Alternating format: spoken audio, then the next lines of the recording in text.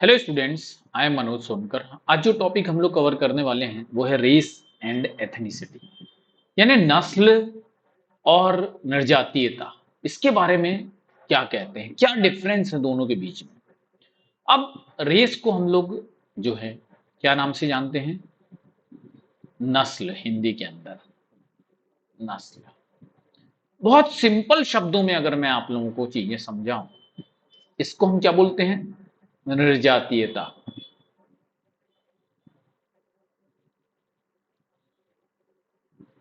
साधारण शब्दों में अगर हम समझें तो नस्ल क्या होता है? जैविक विशेषता।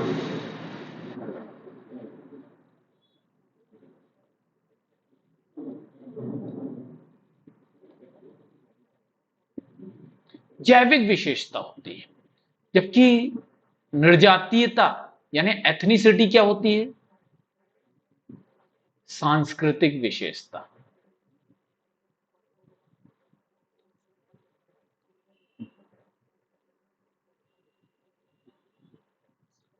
ये वस्तुनिष्ठ क्राइटेरिया होता है, एक व्यक्ति को दूसरे व्यक्ति से अलग करने का। वस्तुनिष्ठ,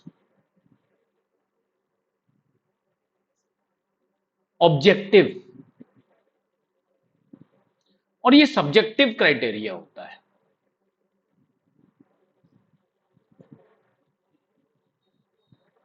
ये इतिहास के आधार पे, संस्कृति के आधार पे एक समूह अपने आप को कॉमन एंसेस्टर से उत्पन्न बताता है। एक देश के रहने वाले लोग या एक रिलीजन के लोग, अब जरूरी नहीं है कि वहां पर वो लोग सब एक दूसरे से ब्लड रिलेटिव, लेकिन रेस में क्योंकि ये जैविक विशेषता के आधार पर है, तो यहां के लोग जो हैं एक ही नस्ल के होते हैं, रक्त संबंधी होते हैं। ऑब्जेक्टिव क्राइटेरिया होता है यहाँ पे, वस्तुनिष्ठ क्राइटेरिया। यहां पे व्यक्ति परक होता है। एक सोसाइटी से दूसरे सोसाइटी में ये क्राइटेरिया, ये विशेषता बदल जाती है, क्योंकि ये सांस्कृतिक है। ठीक है, चलिए।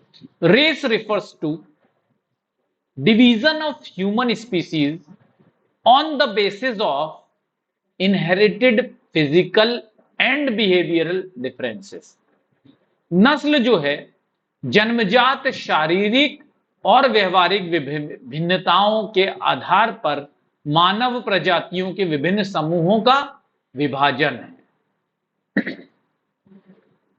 ठीक, जन्मजात है, ये बहुत इंपॉर्टेंट है कि जन्मजात है, ये इनहेरिटेड है।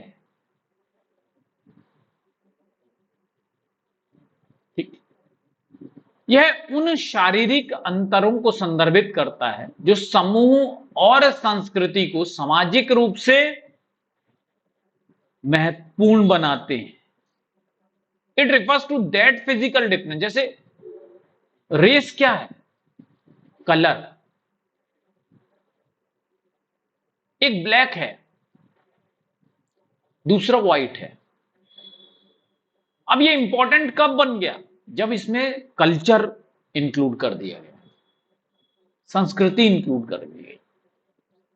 It refers to the physical difference. Physical, ये फिजिकल डिफरेंस है, black and white.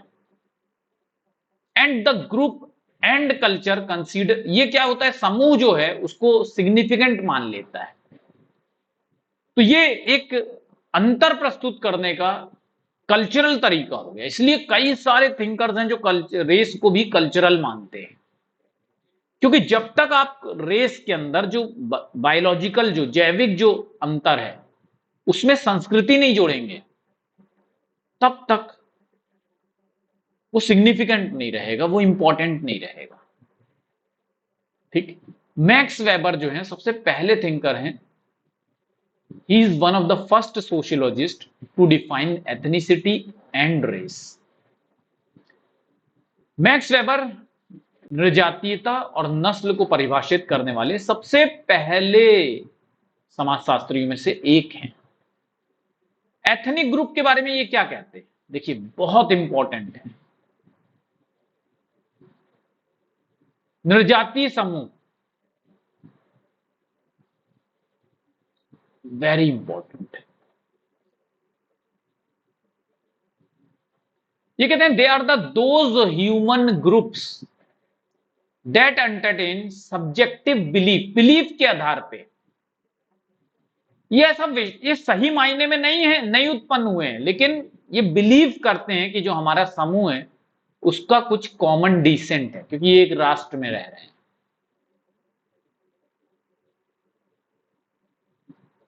It does not matter whether or not an objective blood relationship exist. ये जरूरी नहीं है कि उनके बीच में ब्लड रिलेशन हो ही हो, लेकिन वो ऐसा मान रहे हैं, ऐसा विश्वास रखते हैं। उसको अपन क्या कहते हैं? एथनिक ग्रुप कहते हैं, निर्जातीय समूह कहते हैं। ठीक, उन मानव समूहों के रूप में वर्णित किया है निर्जातीय समूह को जो अपने सामान्य वंश में एक व्यक्तिपरक विश्वास रखते हैं। व्यक्तिपरक मतलब ये हुआ कि एक व्यक्ति अलग सोच रहा, दूसरा व्यक्ति अलग सोच रहा, क्योंकि यहां पे ऑब्जेक्टिव वस्तुनिष्ठ क्राइटेरिया नहीं है ना। इससे कोई फर्क नहीं पड़ता है कि कोई वस्तुनिष्ठ रूप से रक्त संबंधित हो, रक्त संबंधी हो या ना हो, लेकिन वो ऐसा विश्वास करते हैं क्योंकि वो सेम संस्कृति के हैं, एक ही संस्कृति के आते हैं। लेकिन अब ये जरूरी नहीं है कि वो रक्त के से संबंधित हो। ठीक है। जैसे एक बहुत अच्छा एग्जांपल मैं देता हूं, हिंदू जो है वो धर्म है, वो निर्जाति समूह है, लेकिन हिंदू के अंदर क्या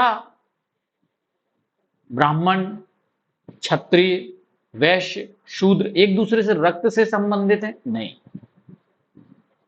हर एक संस्कृति से बंधा हुआ है, सब कल्चर से बंधे हुए हैं। ये निर्जातीयता है।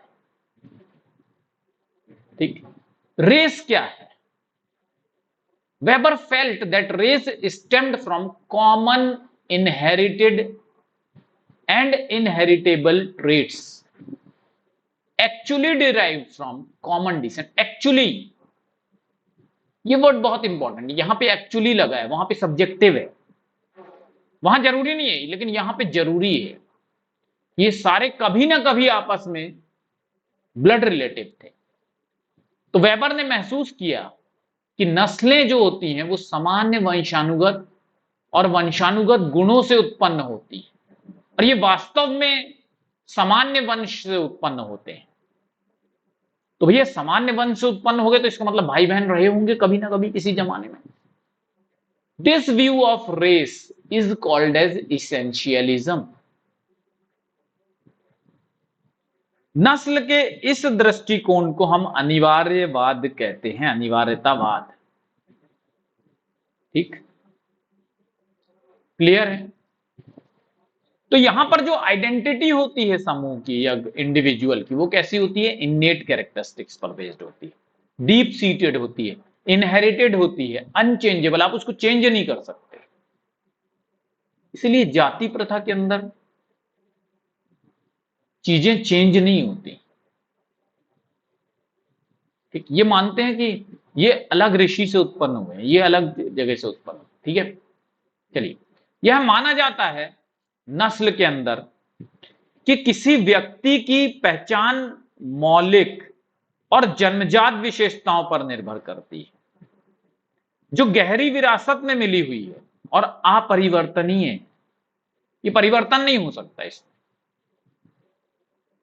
ठीक, in simple words weber says ethnicity is based on people's cultural practices whereas race is based on biological characteristics। सरल शब्दों में वेबर कहते हैं कि निर्जातीयता लोगों की सांस्कृतिक प्रथाओं पर आधारित है, जबकि नस्ल जो है जैविक लक्षणों पर आधारित है। यानी नस्ल का मतलब है कि अगर आप बहुत पीछे चले जाएं, करोड़ों वर्ष पहले चले जाएं, तो जरूर ये एक ही पिता और माता से उत्पन्न लोग हुए रहे होंगे। लेकिन निर्जातीयता क्या है? एक विश्वास है कि ये जरूर एक ही माता पिता के वंशज हैं, लेकिन ऐसा होता नहीं है, क्योंकि सबकी संस्कृति एक है इसलिए वो मान लेते हैं, लेकिन इट इज नॉट ट्रू। तो वो ऑब्जेक्टिव क्राइटेरिया नहीं है, वो विश्वास पर आधारित। नस्ल जो है वो ऑब्जेक्टिव क्राइटेरिया, अगर आप डीएनए निकालेंगे तो सबका एक ही निकल जाएगा, सब एक ही माता पिता के बच्चे निकल जाएंगे। ठीक है स्टूडेंट्स, तो ये रेस और एथनिसिटी अकॉर्डिंग टू वेबर था। Thank you very much, all the best, bye bye.